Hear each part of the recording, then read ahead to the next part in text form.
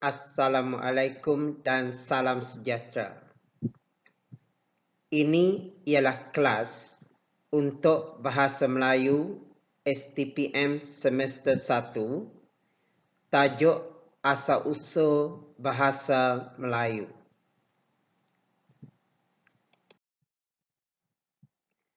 Fokus pertama dalam bab ini ialah konsep Melayu.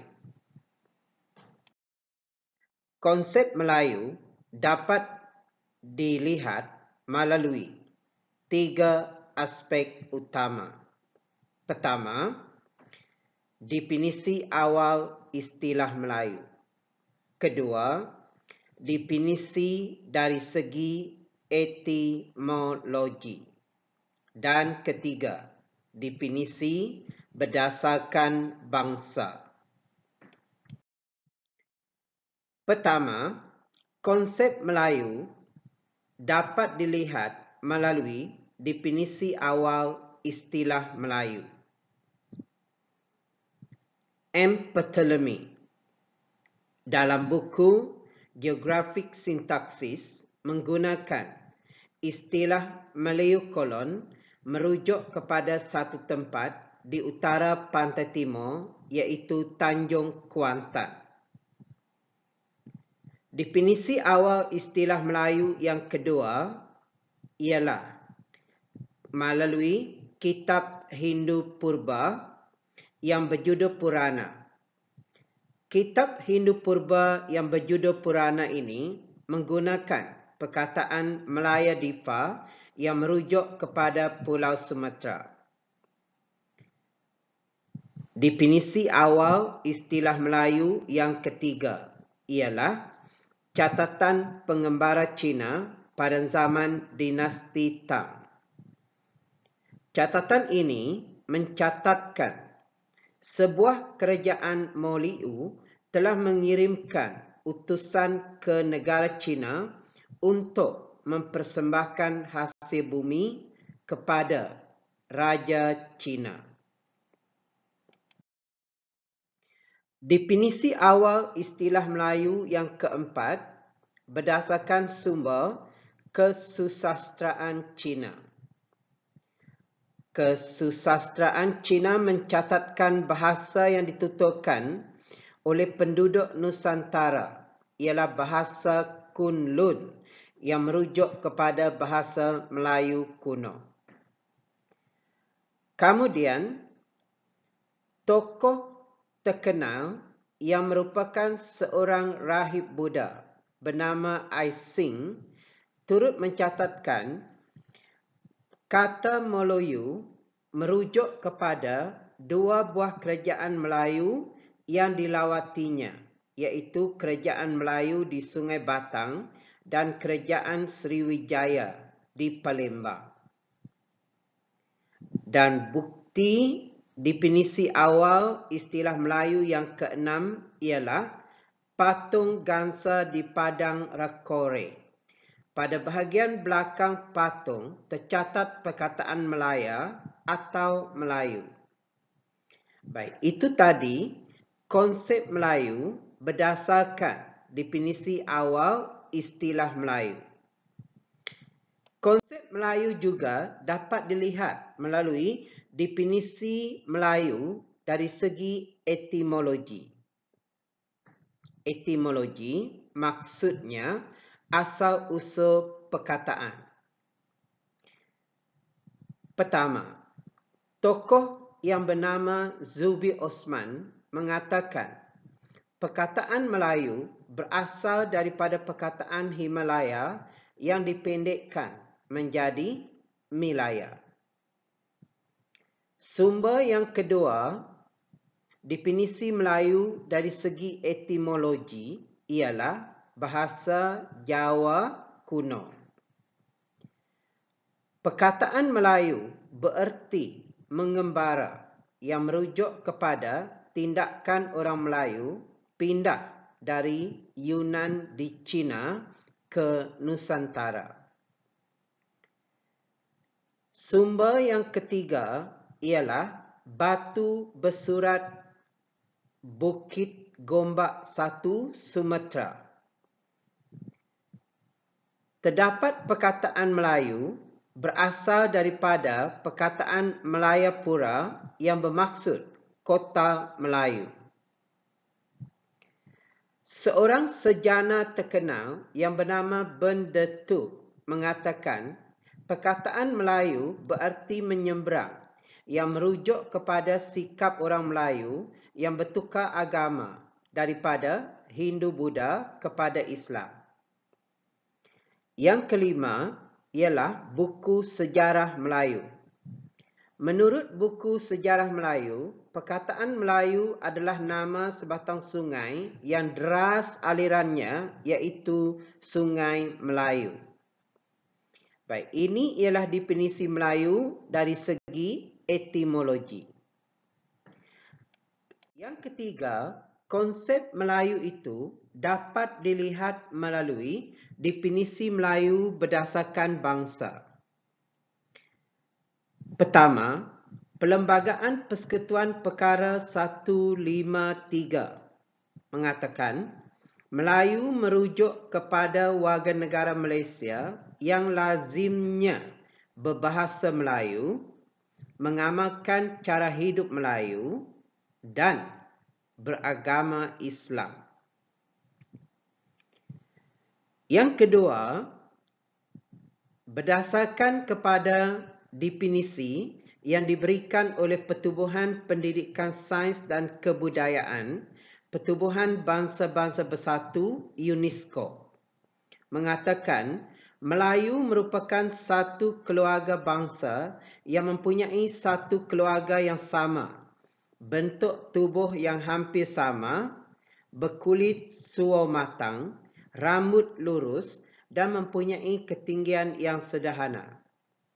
UNESCO memberikan definisi ini dengan merujuk kepada bangsa Malayo-Polinesia atau Austronesia. Ini adalah contoh soalan STPM 1 berkaitan dengan konsep Melayu.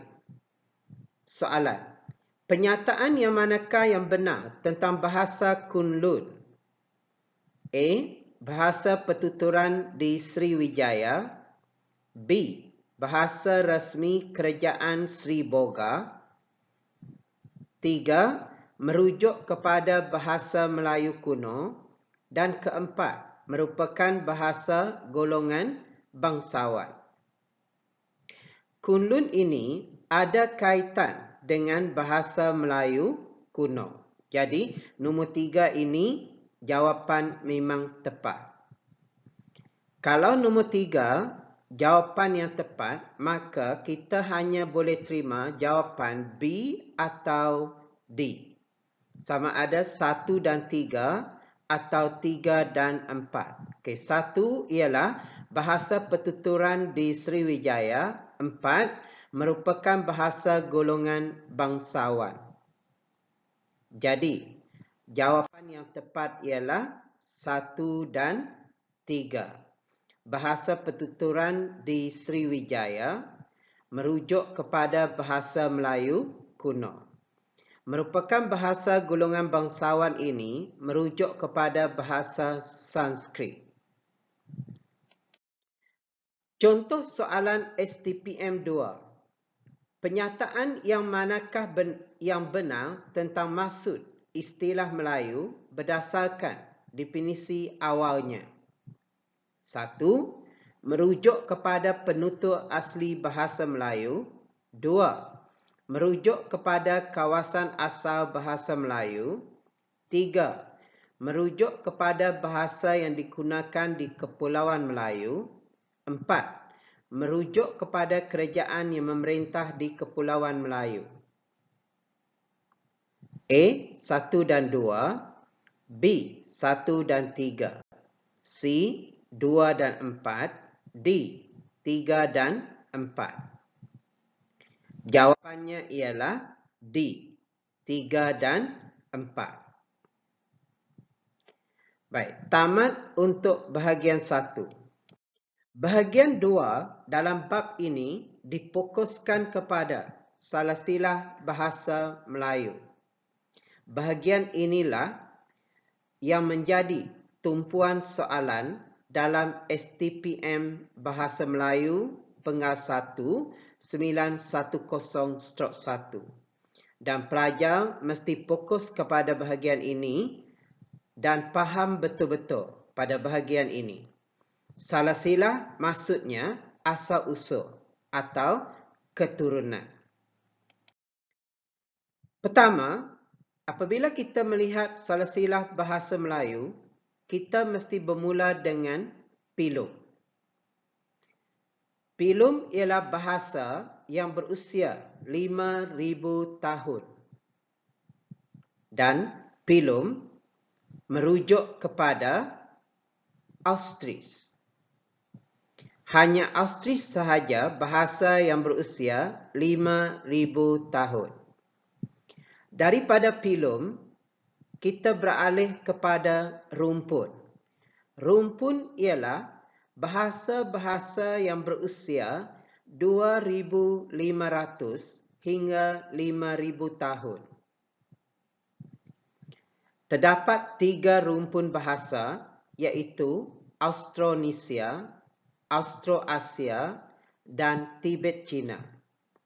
Saya warnakan merah pada Austronesia kerana Austronesia inilah yang akan menjadi fokus kepada pengajaran dan pembelajaran bab ini di semester 1.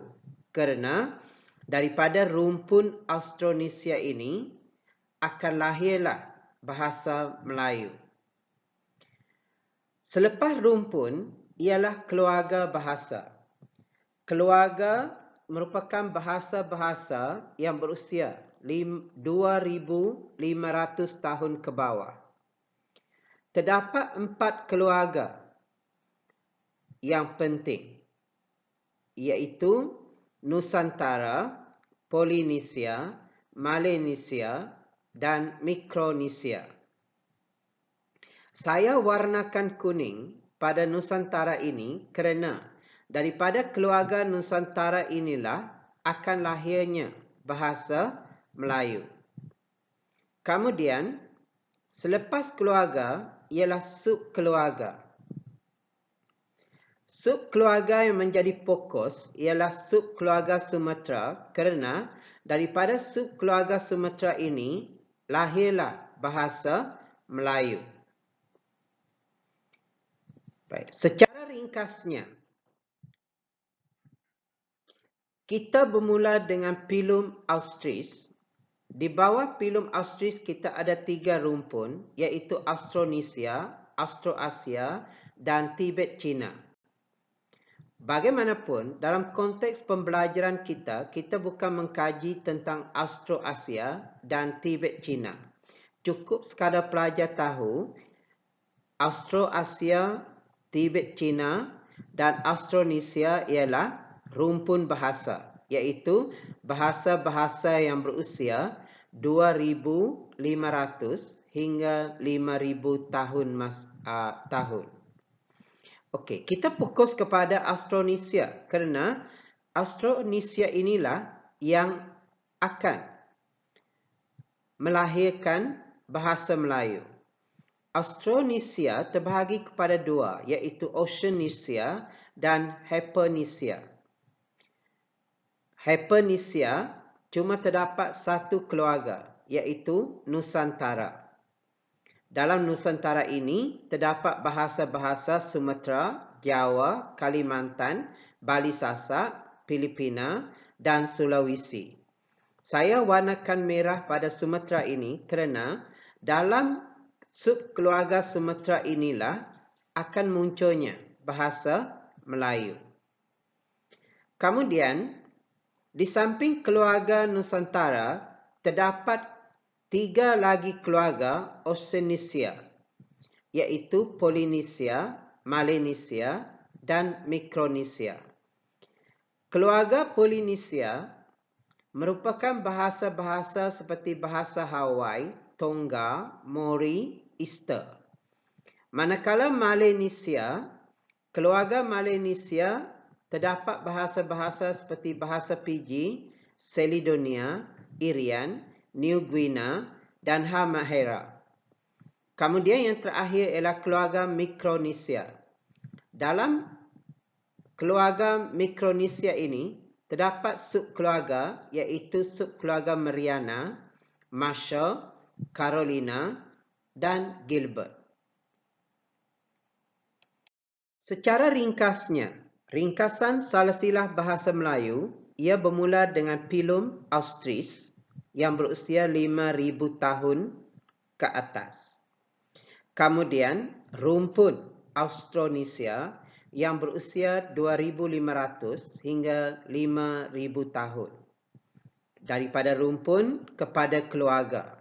Keluarga ialah bahasa-bahasa yang berusia 2,500 tahun ke bawah, iaitu keluarga Nusantara yang menjadi fokus kepada PDP, Bahasa Melayu tingkatan 6 bab 1. Daripada keluarga Nusantara ini ialah subkeluarga Sumatera. Daripada Sumatera muncullah bahasa Melayu. Bahasa Melayu terdapat pada subkeluarga Sumatera. Baik, ini ialah subkeluarga dan bahasa-bahasa dalam keluarga Nusantara.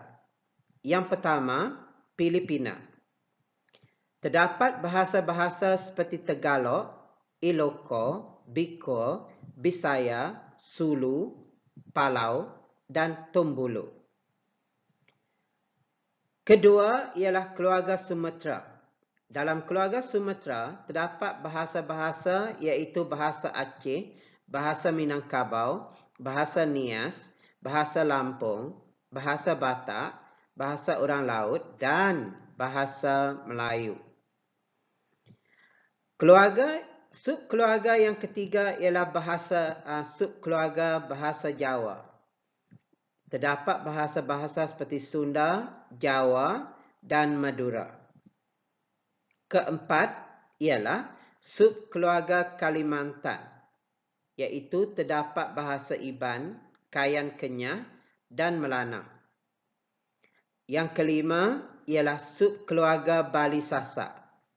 Dalam subkeluarga Bali Sasak ini terdapat bahasa-bahasa iaitu bahasa Bali, bahasa Sasak dan bahasa Sumbawa. Kemudian yang keenam ialah subkeluarga Gorontalo. Dalam subkeluarga Gorontalo terdapat bahasa Bolanga, Kaidipan, Gorontalo dan Bo'o. Kemudian bahasa Tomini. Subkeluarga Tomini melahirkan bahasa-bahasa seperti bahasa Tomini, bahasa Toli-Toli, bahasa Tinombo, Umalasa dan Depalasa. Kemudian ialah subkeluarga Toraja. Dalam subkeluarga Toraja terdapat bahasa Kaili, bahasa Barai, bahasa Utu dan bahasa Pipikoro. Seterusnya, yang kesembilan ialah subkeluarga Loinan. Subkeluarga Loinan mengandungi bahasa-bahasa iaitu bahasa Belantak, bahasa Bangai, bahasa Bobongko dan bahasa Loinan. Kemudian ialah subkeluarga Bungkulaki, iaitu bahasa Laki, bahasa Landawe, bahasa Mori dan bahasa Mepote. Seterusnya ialah keluarga Sulawesi Selatan. Dalam subkeluarga Sulawesi Selatan ini terdapat bahasa Makassar, bahasa Bugis, bahasa Seko, Luwu, Pitu Ulana Salu dan bahasa Mandar. Kemudian yang ke-12 ialah subkeluarga Muna Butong. Dalam subkeluarga Muna Butong terdapat bahasa Butong Selatan, Kerompa, Wolio, Muna Butong, Bonerate dan Layolo. Seterusnya ialah subkeluarga Bimasumba. Dalam subkeluarga Bimasumba ini terdapat bahasa Bima, bahasa Manggarai, bahasa Timur, bahasa Roti, bahasa Karawi, dan Kupang. Yang ke-14 ialah subkeluarga Ambon Timur. Dalam subkeluarga Ambon Timur ini terdapat bahasa-bahasa seperti bahasa Alor, bahasa Amblau, bahasa Aru, bahasa Bandar, bahasa Helorote, bahasa Kisau, bahasa Solo, dan bahasa Seran Barat.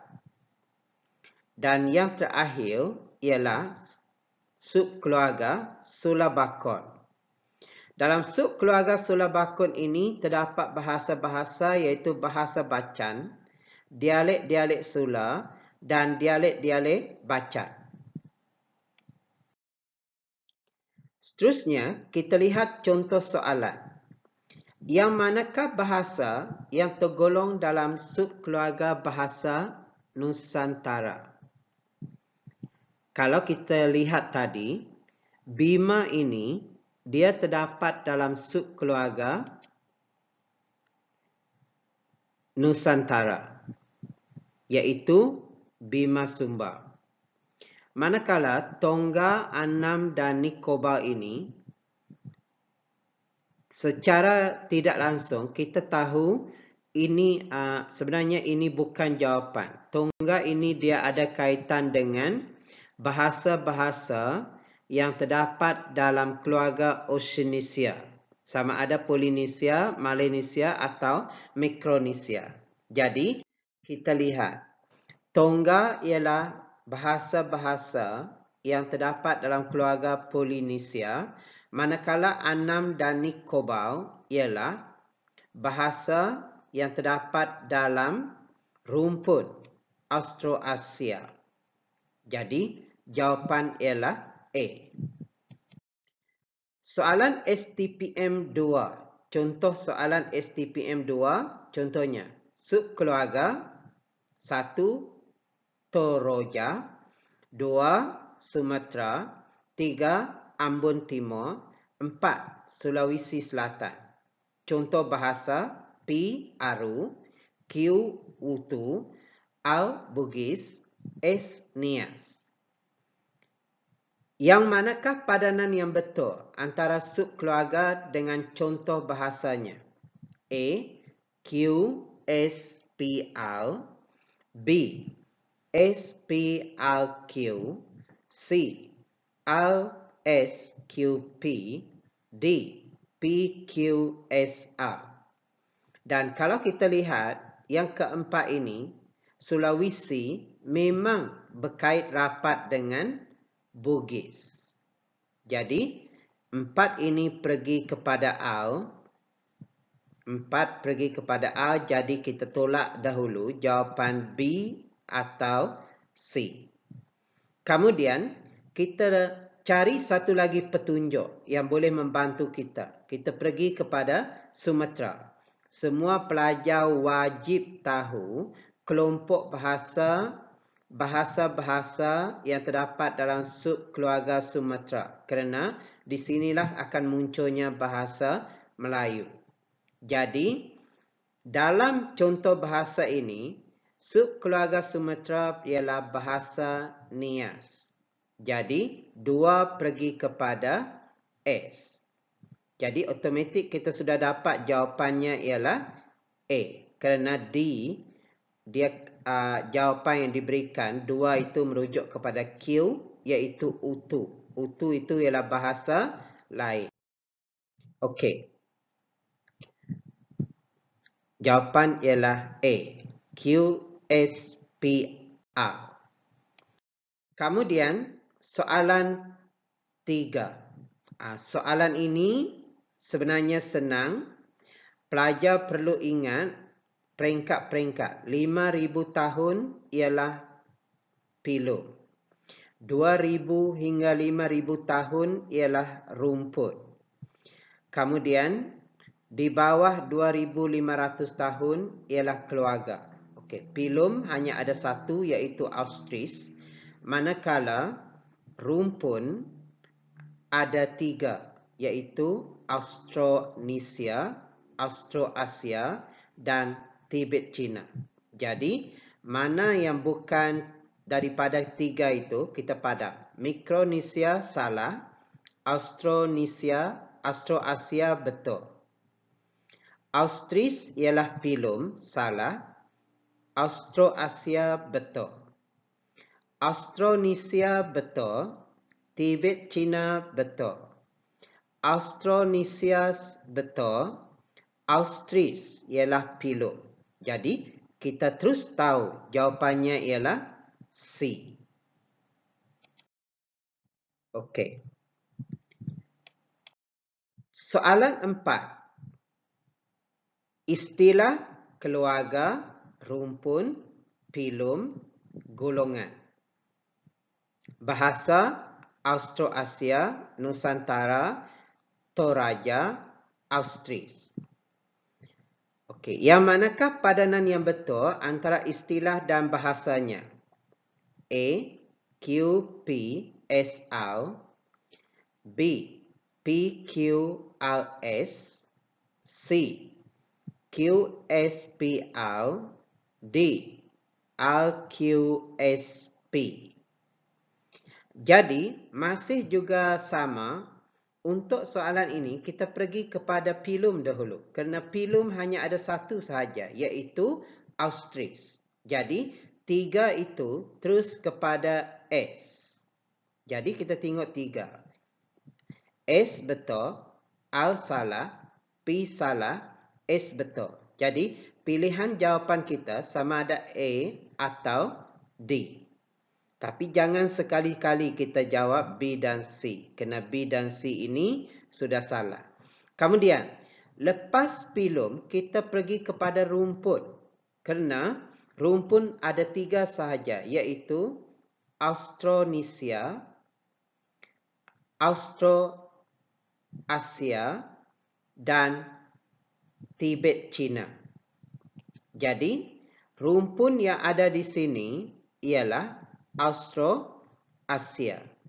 Jadi, 2 mesti pergi kepada P.